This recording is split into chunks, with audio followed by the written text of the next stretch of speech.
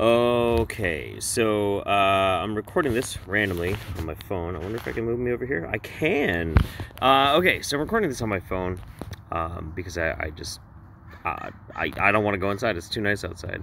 There's a guy on Twitter by the name of Conrad Golden. Conrad is a guy who he was a big like Sargon fan. He still prescribes to the classical liberal sort of attitude, which is fine. Whatever. That's his position. That's the position. And a lot of people like to tease Conrad, but I like to try and argue with him in good faith. So we're going to read this thread real quick together, and we're going to see what we think about it. Conrad Golden. I have been thinking about Animal Crossing. It seems to be a primarily leftist phenomenon. I do not see many people in the center or the right discussing it. I have some thoughts philosophically, but I believe it boils down to the leftist feminine desire for dominance. Animal Crossing is. So, tweet number 2. It is well known that leftists have a penchant for feminine or female-like activity. That stings a little bit there, buddy. I like to tend to think that I'm, as much as I make very ridiculous jokes, I'm pretty hyper fucking masculine. This is why so many trans women are leftists, why they care about feelings and emotion, aka postmodernism, over masculine things like facts, logic, or rationality. Not all, but most. I think that right there is one of the crux of the problems of the conversation. The idea that feelings and emotions are inherently a postmodernist or feminine trait over facts, logic, or rationality it doesn't really make sense. When we're talking about sociology, especially evolutionary psychology, etc., there are conditions to making statements like men favor facts, logic, or rationality. Yeah, to an extent. But then also, men are much more prone to irrationality as well, including things like violence. But you already know that. So, we've got number 3. Thinking evolutionarily, it does make sense that we have these two populations. One that leads, creates, and innovates, and one that follows and emotes, supporting others along the way. This is the masculine and feminine, yin and yang. Leftists are absolutely the latter. I disagree again.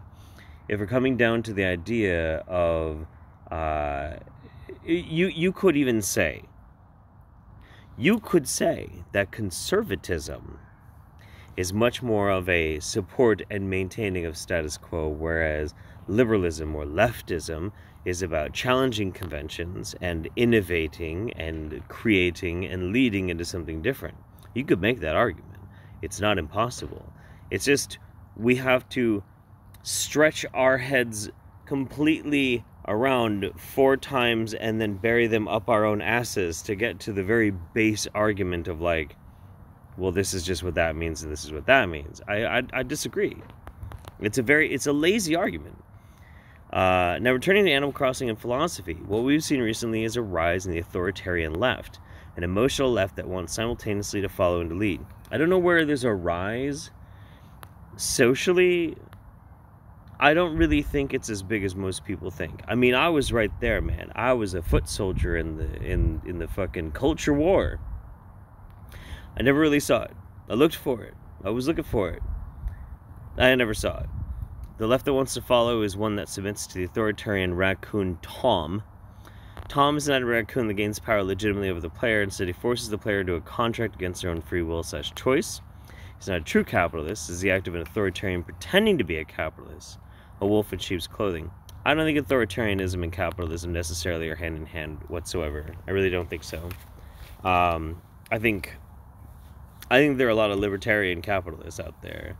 I think there are a lot of authoritarian capitalists out there. It's not like one has a predisposition for the other. You're just talking about what are dominant psychological traits in people, and then what is their economic policy. I don't think it's... no, you lost me on that one. It is telling that leftists derive pleasure from the act of being dominated by a masculine figure, pretending to be a capitalist.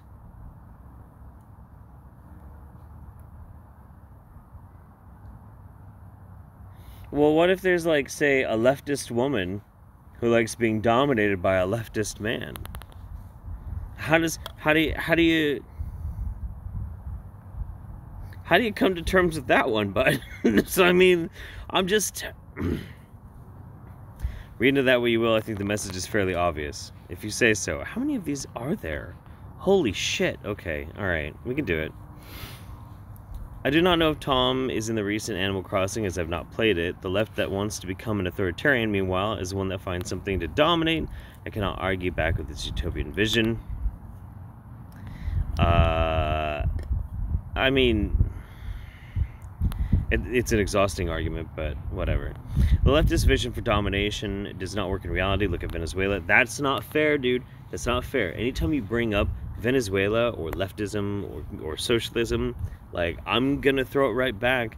Manipulation from Russia, manipulation from the United States, manipulation from fucking all these different countries. You can't just say outright, like, I'm not advocating for a socialist country.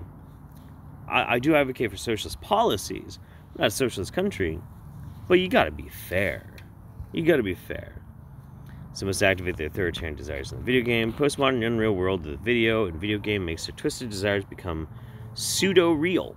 In this way, Animal Crossing is effectively an insidious form of propaganda that plays simultaneously into leftist feminine desires to be led, which also rational authoritarian desires to lead and dominate. No. It tells them your vision for reality can work, but it simply cannot.